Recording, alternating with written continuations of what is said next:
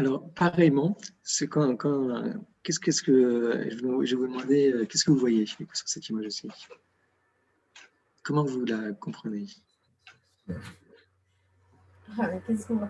En fait, c'est vrai que cette photographie, elle superpose vraiment deux sujets qui occupent paradoxalement le même pourcentage de notre attention. Je ne sais pas comment expliquer. C'est que si on se penche sur l'arrière-plan, on a quand même beaucoup de détails qui nous permettent de se projeter dans ce qui est vraiment en fond.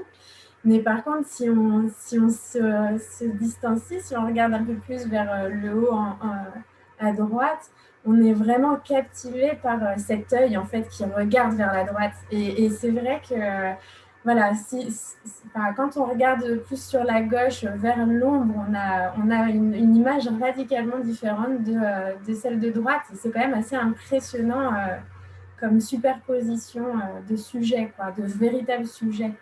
C'est vrai. On a un petit peu là, c'est tout le côté éphémère à la fois des rencontres comme ça qu'on fait en se croisant dans les transports, des rencontres qui sont à la fois manquées, parce que en soi, les personnes se croisent, mais se voient pas parce qu'elles sont sur deux plans totalement opposés. Alors, je viendrai alors sur la question prise de vue juste après. Et puis, on a aussi j'aime beaucoup le regard de cette femme qui a l'air un peu perdue, et puis aussi cette autre femme à l'intérieur, donc on peut avoir l'impression que ce qu'elle regarde, c'est un peu la personne à l'intérieur d'elle, c'est un petit peu ce qu'elle pense à l'intérieur d'elle-même. Et moi, cette photo, c'est une photo qui me touche toujours énormément, et je la trouve très parlante et aussi très actuelle quand on est dans les transports, justement, ce côté un peu à la fois seul, en croisant des gens sans vraiment les croiser.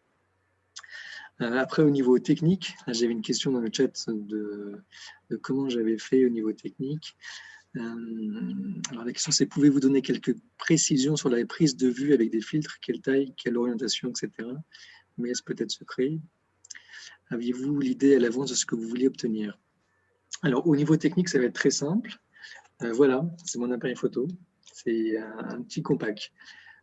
Quand je suis en photographie, la première chose que je fais quand je fais que je donne des cours de photo, c'est encourager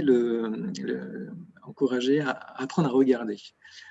Tout est vraiment dans la prise de vue et l'appareil est vraiment là pour accompagner la prise de vue. Donc, il faut vraiment, moi je dis, apprendre à regarder, apprendre à observer. Au niveau technique, je suis en réglage standard, assez standardisé. Il faut toujours beaucoup de lumière parce qu'un reflet a besoin est souvent sombre, donc il faut toujours beaucoup de lumière. C'est pour ça que les photos sont très contrastées.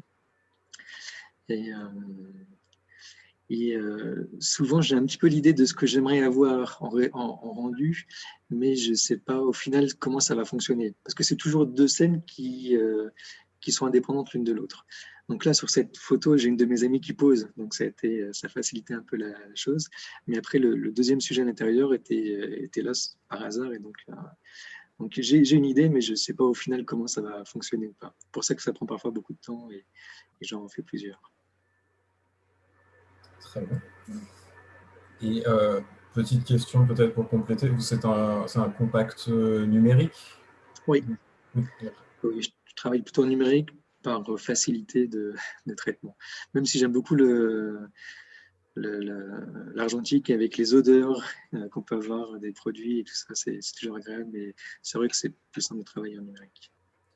Justement, je trouve que dans cette démarche que vous présentez sur le fait de ne pas forcément savoir quel va être le rendu final, d'être un petit peu dans la surprise en fait du rendu, justement, je trouve que ça rejoint un petit peu ce côté photographie argentique où finalement, en fait, jusqu'à ce qu'on fasse développer, on ne sait pas à quoi ça va ressembler. C'est vrai, c'est vrai.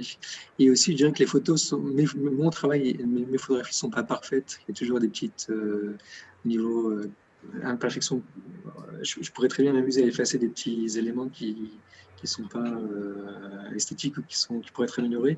Mais je trouve justement laisser la photo telle qu'elle est avec ses imperfections et montrer telle que la réalité telle que je l'ai vue.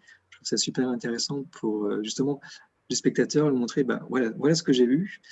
vous l'avez vu aussi, mais vous n'avez pas fait attention. Alors, comment est-ce qu'on peut justement travailler son œil? Comment est-ce qu'on peut apprendre à regarder différemment pour justement faire attention à ça? Voilà.